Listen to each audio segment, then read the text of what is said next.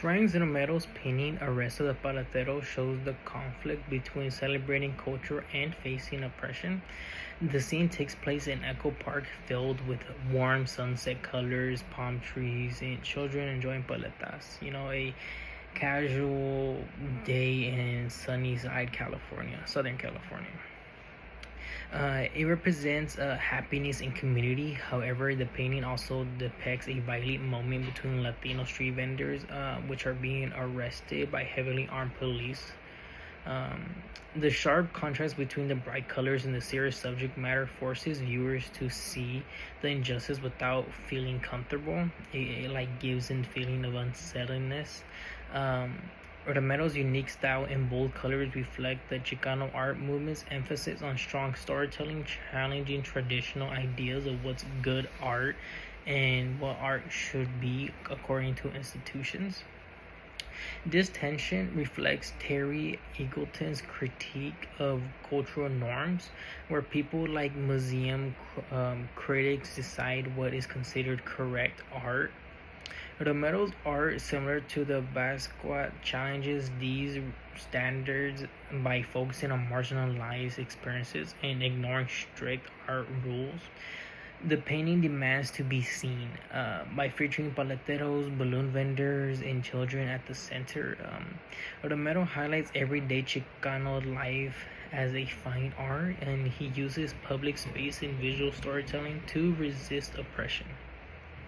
The three different police cars from various decades show the ongoing issue of surveillance and criminalization. This is not just a one off instance of injustice, it represents a timeline of systemic exclusion.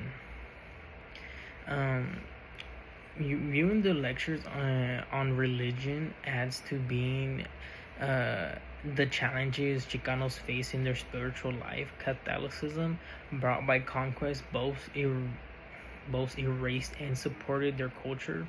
Celebrating Dias de los Muertos mix indigenous and African traditions, but mainstream institutions often sees them as uncivilized and like not modern. This is similar to how paleteros are viewed not just as unlicensed vendors, but as systems of culture seen as undesirable. The police in hazmat suits suggest that Mexican traditions are viewed as harmful, reinforcing the idea that Chicanos must give up their customs to be accepted. Romero's painting acts as a visual altar honoring community saints, including the vendors, families, and children who persist despite being policed. You know, paleteros, eloteros, they're part of the community. Like I grew up, running outside, always getting something bothering my parents. Anytime I see them, I'll get excited. So personally, looking at the rest of the paleteros invokes um, a feeling of sadness.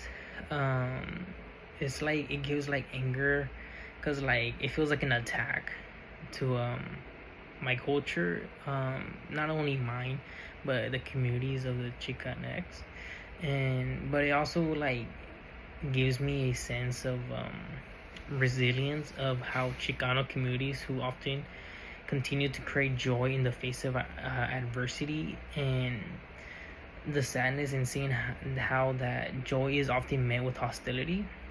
The children holding paletas reminds me how culture memory is passed down through food and through rituals, through public gatherings. Yeah, even those moments are vulnerable to disruptions. The trees resembles jail bars, and the flashing lights suggest that even nature and celebrations are not safe from surveillance. This speaks to the queerness of Chicano experience, not just in terms of sexuality, but in the sense of feeling alien, displaced, and labeled as othered. Romero's message is still important today. Street vendors are still being harassed, and I don't know if any of you guys remember back in 2023 in Hanford, California, where a video went around social media of a group of teenagers who were harassing an elotero. They were making fun of him, calling him poor, making fun of his food, or calling it dirty. And in this case, the response was amazing. Kind strangers mobilized online and launched a fundraising efforts.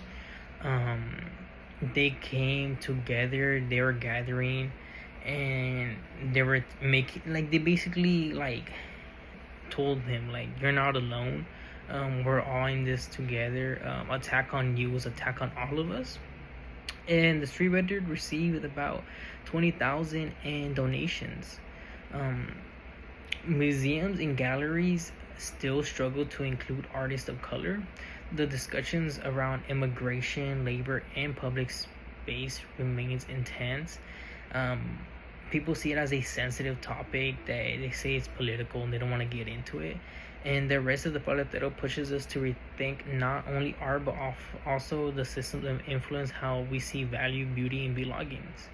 It reminds us to recognize the dignity and cultural richness of those who are often marginalized and to honor their presence in both art and our community. And my question is, how does Frank Romero Arresto de Paletero challenge traditional definitions of good art? And in what ways does it reflect the broader struggle of Chicanos? Thank you very much.